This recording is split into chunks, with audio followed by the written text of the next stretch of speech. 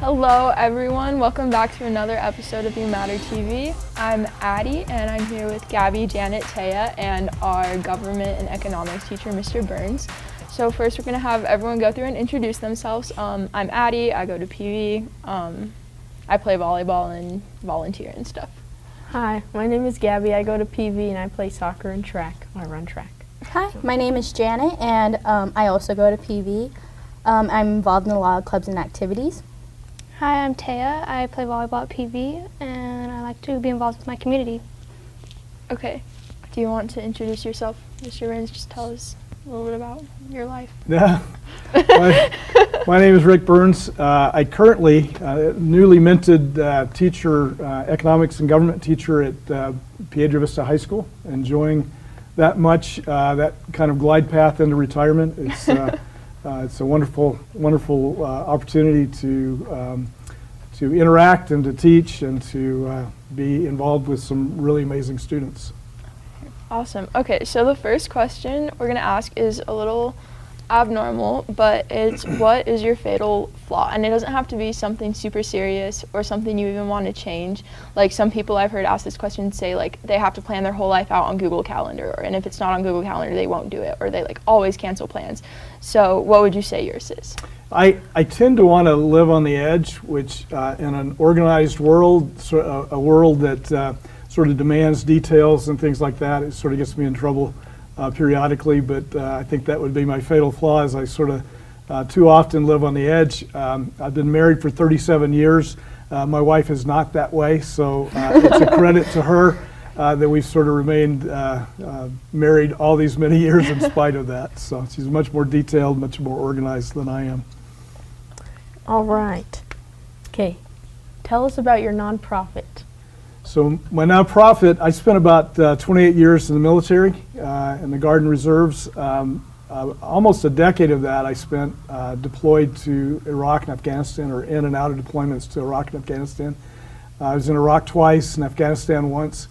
And through that experience, I sort of felt like that we were not going to be finished when our military withdrew from those countries. And I felt like we had some obligation to continue to work there. And so through a process of thinking, and while I was deployed and in between and after, I decided that I wanted to continue my involvement with people that I had built some very personal relationships with in those countries. And so I established, founded a nonprofit called the Caretaker Project. We are focused primarily on displaced women and children. War has a tendency to displace people. These are generally the most vulnerable people in areas of conflict, and so felt like this was an area that needed some attention, and particularly women. Women and children are a great investment, particularly women. We find that investments that are made in women are much more productive than investments that we make in men and in other ways, very seriously. I mean, the research is pretty compelling in that regard. And so finding ways to support displaced women in Iraq and Afghanistan has been a very profitable thing, a very satisfying thing, and a very interesting thing, as well as focusing on displaced children, who giving a step up to children obviously is another way to, it's a great investment in communities and in societies. And so we have marketable skills training programs for women, displaced women, cool. And then we have a wonderful little kindergarten where we put 100 to 200 kids every 10 months through a kindergarten. And when I get discouraged, I pull up some of our little short videos that show our kindergarten kids learning and excited and having a wonderful, feeling safe in an environment that is in our kindergarten. That's cool. Oh. I love it. About when did you start this nonprofit? Well, in my mind, it started when I first deployed in 2003. It was sort of an evolution of thought. About 2010 is when we actually Actually, when I was in Afghanistan, I put the paperwork together to get the nonprofit status with the IRS. So about 2010, I think, is when we're officially sort of recognized as a nonprofit, and have started sort of seriously fundraising and establishing the projects that we're that we're working on now. That's nice. Okay, so how is it funded? Is it just primarily fundraising, or like how can others support you and your nonprofit? We have a website. You can push a button and donate. I do a lot of thinking about that. Most of my thinking is about how to raise more money. We obviously don't have enough money. There's always more need than there is money available, and so I spend a lot of time on Facebook and social media, sort of broadcasting the things posting the things that we're doing in those countries, sort of advertising what we're doing and giving people an opportunity to contribute and donate. So that's sort of. We're a small organization, we're not a very large organization, but the impact I think we've had has been pretty significant. The folks that we work with in Afghanistan and Iraq, but primarily in Afghanistan, is a local Afghan women-founded nonprofit. So these are women who have seen a need in their communities with these displacement camps. There's 5 displacement camps in and around Herat, Afghanistan, and Western Afghanistan. They're the ones that are sort of driving this thing. I raise money, I give money. They do much more with the money than the amount of money that I give to them. They're just truly amazing, amazing women, courageous in ways that I never was or never could be in my deployments, in my experience in those countries. Particularly now since the Taliban has taken over Afghanistan, women's role in society has been very limited. Very fragile and very susceptible to the Taliban's whims every day. And in spite of that, these women continue to courageously try to find ways to support those that are even less fortunate than they are. It is just truly an awe-inspiring experience to be associated with. They let me call them friends. That's sort of how I feel about this. These amazing women that continue to, from one day to the next, the Taliban could change their ideas and they could be put in prison or they could be killed or they could be tortured. All these things are very real possibilities for these women, and yet they continue to do what they do because it's in their soul. They can't get it out of their souls. They just are truly, truly inspiring examples of quiet courage. On that note, kind of jumping off of that, I wanted to ask you how in August of 2021 the U.S. withdrew from Afghanistan. Has that impacted your nonprofit at all, and how have you dealt with that? Yeah, it's been a challenge because what I primarily do is put money into the projects that we're doing there. So my role is more or less fundraising. We were putting goats one time. And I had some friends in Iowa who said, "Hey, I got some goats. Can we send them to Afghanistan?" And I thought there was nothing that I would like less to do than try to figure out how to get goats to a rural village in Afghanistan. So we primarily use money. The problem, though, is in the past we've used Western Union. The problem with that is anybody going into Western Union or anybody that sees somebody going into Western Union knows what they're going in for and what they're coming out with. And it was, we sort of figured it was too risky, too dangerous to send these women into Western Union and getting, sizable amounts of money for our projects. And so we've had to find other ways to do that. And we do it, there's sort of an idea of, it's called remittance. All over the world, there are countries that do not have formal banking systems, and yet they have a need. And so what friends and relatives in a first world country, through a series of businesses, relationships, they will transfer money from the first world into these third world countries, Somalia and places like this. And so we, through some very good friends of mine, Afghan friends, we sort of developed this process of transferring money. It actually goes much faster than Western Union.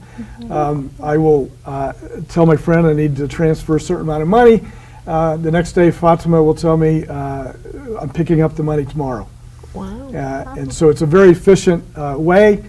We know the money's being transferred, so it's all honest. There's a reasonable cost to that I'm willing to pay in order to get money into Afghanistan. That's been our biggest challenge. Our other challenge is obviously the security of our teachers and the security of the women who are involved with our projects, making sure that they are safe. And so we become less visible. In the past, we've had a building where we had large numbers of women who are learning how to weave rugs and cosmetology and tailoring and those kinds of things. We sort of dispersed them out so they're a little bit less visible, which is unfortunate because it was a great opportunity for these women, these displaced women, to get together and have discussions and help each other and support each other. We sort of had to make that a little bit less high visibility to make that happen, so that's another challenge. Our kindergarten to this point has been able to function very well. The Taliban, their sort of orthodoxy doesn't really concern themselves with girls until they're about 12, and that's the marrying age. Education pretty much stops at that point. But our kindergarten is able to sort of continue in a very, at least to this point, very successly to be able to continue. I'll tell you one story. When the Taliban took over Herat in August 12th, we locked the doors to our school because we were concerned about our teachers. We didn't know what the Taliban, what it meant. We didn't know what it meant. We didn't know what the Taliban was going to do. And so the next day after that, our kindergarten kids showed up to school because I think it was the safest place they felt like they could be. And so our director of programs there, she took a picture of these kids outside of this locked door. And she sent this picture to me, and I have it in our classroom because it reminds me of two things. One is it's kind of a two-edged sword. It's a very disappointing thing. It's a very sort of that we had to lock our doors to these children so they couldn't get in. The other side of it is that we had these children who felt like education was an important thing, that this was something that they wanted to do. So about 2 weeks later, we were able to open our doors and continue our kindergarten. And to this point, we've been able to do that very gratefully. So those are the challenges. The challenges have always been there. The Taliban's always been a presence. It's much more complicated now. It's much more difficult now, but again, we have these amazing women and young people on the ground who cannot help themselves but be good and to be courageous and be amazing people. So what other organizations are you a part of? What other organizations? So I'm involved with Kiwanis and Rotary clubs, primarily because there are opportunities for, they all have international granting opportunities. They're great community organizations because they help the community. And we're an advisor with Key Club, which is the offshoot, the high school offshoot of Kiwanis. I love the community involvement. I love to be involved with people, primarily whose interest is to make their community better places. The sort of the self-serving part of that is they also have international granting and things like that, to where hopefully we can tap into that to be able to support some of our programs in Iraq and Afghanistan, which we have.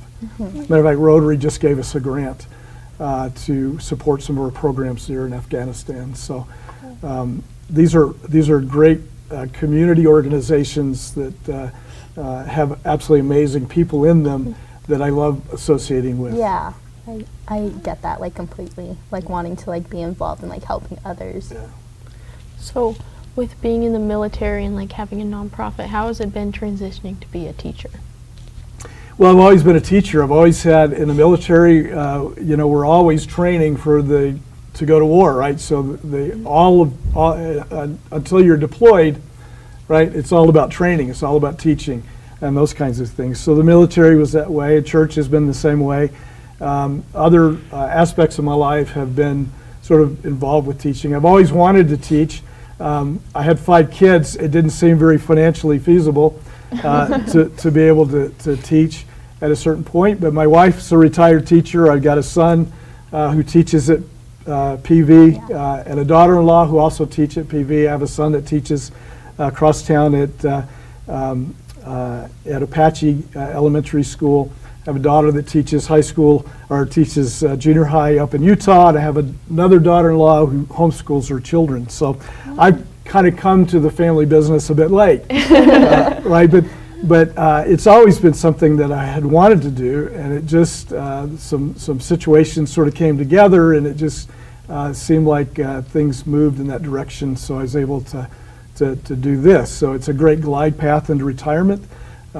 As we were talking about before, lots of time off, which I'm still a little bit intoxicated with.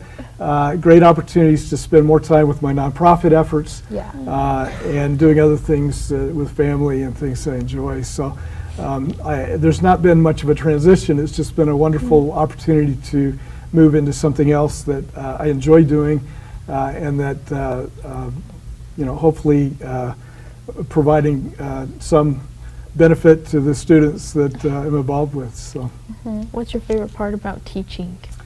I like reading, and I like learning, and those are opportunities I have when I'm trying to get lesson plans done. Like I said, I'm a newly minted teacher, so I'm sort of working through a lot of the lesson plans and things like that, and I'm learning stuff all the time, learning things every day.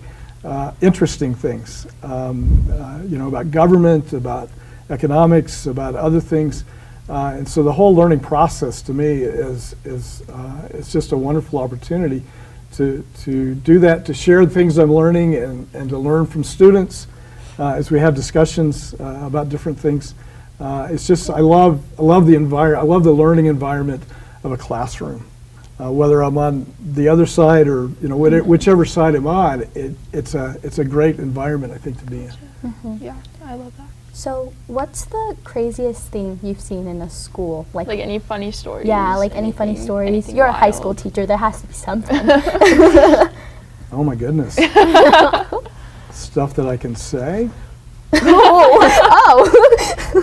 No, I had a student I made some, and I can't even remember what the analogy was. I made some obscure analogy about a lobster one time in class, and I don't know if I made it in your class or I don't remember. Yeah, it's like I don't think it was ours. or not. Oh, I think it was your class. Really? Oh, really? But it was some analogy about a lobster. I can't remember what it was, but right after class, one of the students handed me a picture of a lobster.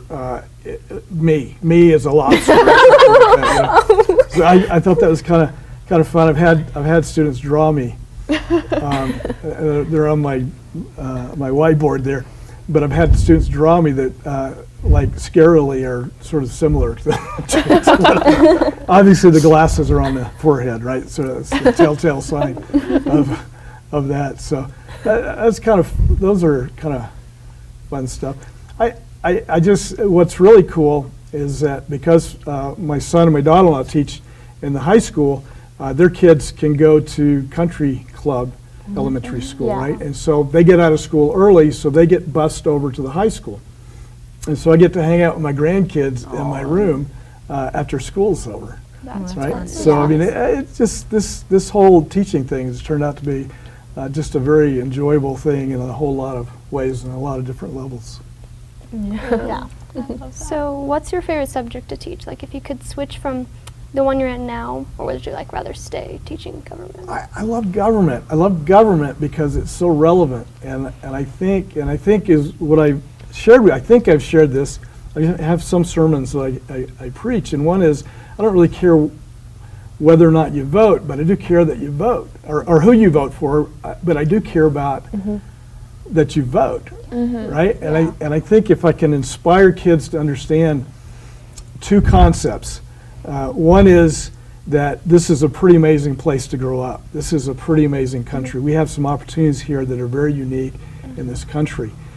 But on the other hand, simultaneously have the thought in your head that that we haven't arrived yet, right? We still got a lot of work to do. We're not yet to the point of the Declaration of Independence aspiration of equality and the kind of society that the Declaration of Independence sort of aspires to. And I enjoy that. I love that. I love trying to teach government in a way that it inspires students to want to be involved, to want to change their communities, want to be a better part of their communities, and I think that's what government is. I'm not really interested in trying to get sort of discussions about, you know, controversial things or sort of divisive things. I don't think that's really the purpose of government. I think the purpose of government is to inspire students to want to use government in a way that betters our communities and makes our nation a better place to be. Economics is kind of the same thing in that it's so relevant, right? It's relevant, and there's an intermingling of economics and government. You can't separate the two. They're sort of intertwined into one, and they're very important that we get the policies right and that we sort of move in the right direction. And hopefully, what you're learning and what students are learning will help think through some of those really difficult problems. We haven't solved the problems. My generation's messed some things up, quite honestly. I'm hoping that maybe you'll be smarter and be able to sort of figure out some of those things that that we haven't been able to fix. So I love that. I love history, though, too. I love the sort of any kind of history is fascinating and enjoyable to me. So I read history. My family rolls her eyes when I suggest that, you know, if they're looking for a book, if I suggest it, generally I get eyes rolled, right? But that's sort of the thing that sort of enjoy most. Cool. Okay, so moving away from teaching, do you have any experiences or stories from your time serving in the military that you want to share? Yeah, I think the most I had my deployments were sort of it was sort of life-altering, life-changing. My first deployment, I had a week's notice in January 2003. Now, I need you to not pat me on the back, but my wife, because I left my wife with 5 children with a week's notice, and I didn't come home for 15 months, the first deployment. And then I just wanted to make sure she really loved me, so I went back in 2008 and spent 12 months. And just to make the point, make sure I did a 7-month, shorter 7-month deployment to Afghanistan.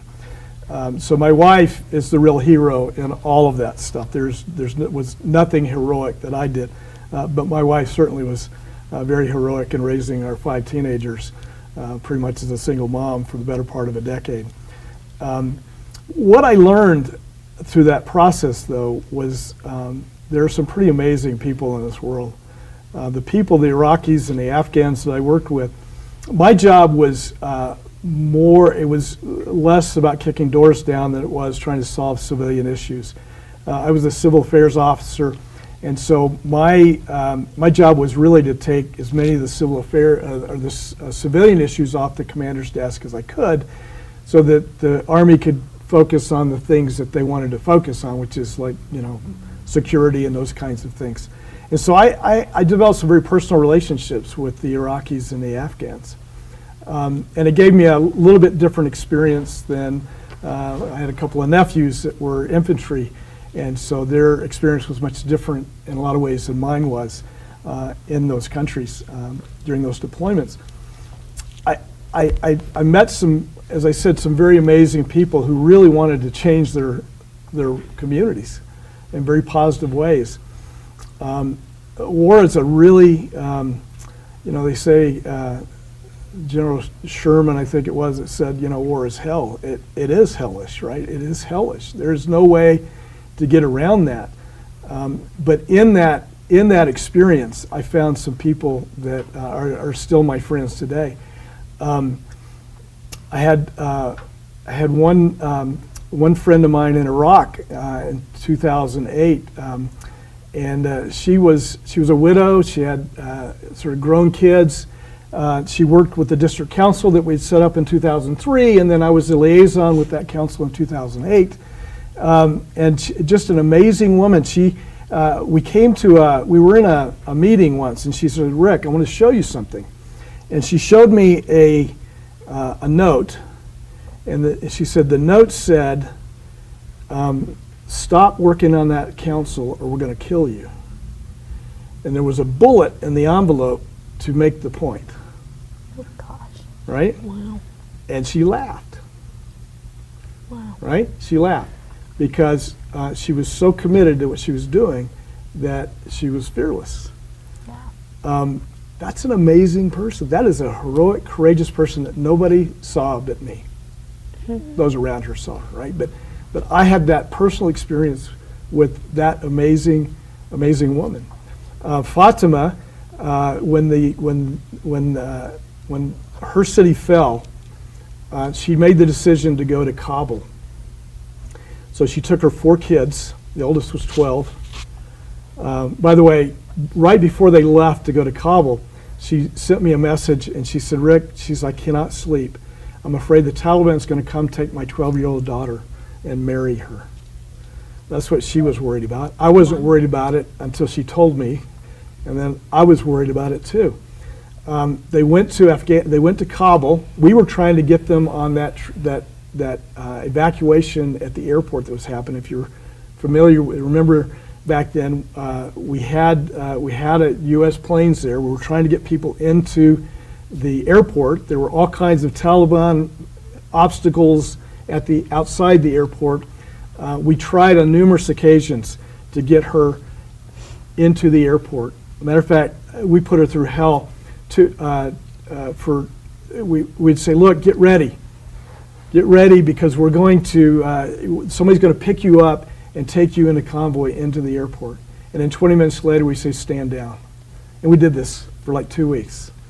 All night, all day. Didn't sleep because she couldn't, because she needed to be able to get the phone call. She had 2 children with 2 and 4.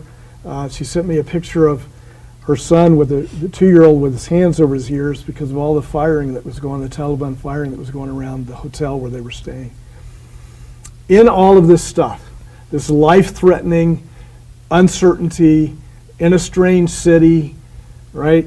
All of this stuff, she got some money from family, and she went and she bought some supplies, and she went out to a displacement camp. Now she's a displaced person now herself at this point. She bought supplies, went to this displacement camp to deliver supplies to these people because she thought they were worse off than she was. She said, I was so afraid, Rick, that I just dropped it off and I ran back to the hotel. Wow. She couldn't help herself, right? These are the amazing people that are in Afghanistan and Iraq and these places, I'm sure in Yemen, other places, in these very challenging, conflict-ridden places.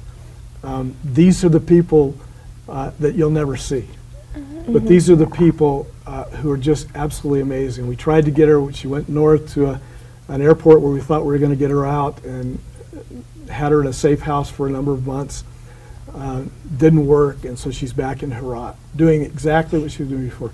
She was running our programs even when she was in Kabul, right? She was, Rick, we got to do this, we got to do this. She was able to compartmentalize her brain in such a way that she could deal with all of this uncertainty and danger and life-threatening things that were going on, her children, all of this stuff. And on the other side of her brain, somehow or another, we need to think about these women and these children that are back on the other side of Afghanistan. That's amazing. Yeah, that really is. These are amazing, amazing people that we will never see. So dealing with all these people and all these experiences in the military, do you have like a most important lesson that you've learned, or like just a lesson that you've learned that sticks out to you? I think it's what I say most days is make the world a better place, right? It doesn't matter. You don't have to make the world in Iraq or Afghanistan a better place, right? There's plenty of stuff to do here in Farmington or wherever you are, whatever your sphere of influence. My focus is on Iraq and Afghanistan because that's where I spent a lot of time, right? And I have relationships there. So for me, that's a natural thing for me to want to do. There are any number of things or places that we can make the world a better place, and cumulatively it makes a huge difference, right? Small difference individually, cumulatively a huge, huge difference in the world. And we owe it. We live here, right? We live in this place, this wonderful place, with all the advantages and all the blessings that we enjoy, right? We have obligations, I think, to the rest of the world and to our community to do something that merits that. Yeah, absolutely. So UmattR is all about encouraging people to make better choices and to be more a part of their communities. So what would be advice that you would give to us or others out there to help better the world? I think it's whatever, right? I mean, it's a smile, right? It's a thank you or a hello or expression of gratitude to somebody, right? I mean, there's so many ways every day that we can just make the world a better place without really costing anything. There's certainly bigger things that we can do and organizations that we can be involved with. Key Club, you know, we did a sock drive that takes some effort, but I think there are other things that we can do that we should be doing every day consciously, just simply to make somebody feel better, right? People at school, for example, who are sort of on the edges, right? There are opportunities just to say hello to somebody. Those make huge differences, and we may not even know what that difference is. But a practice of doing that, I think, again, makes the world a better place where we are. I agree. That's really Okay, so that is all of our questions. Thank you so much for coming on and doing this. The work you do is really amazing, so it was super cool to hear about it. And that is the end of our episode. Thank you so much, everyone, for tuning in, and we will see you on UmattR TV next time. Bye, guys. Bye, everybody.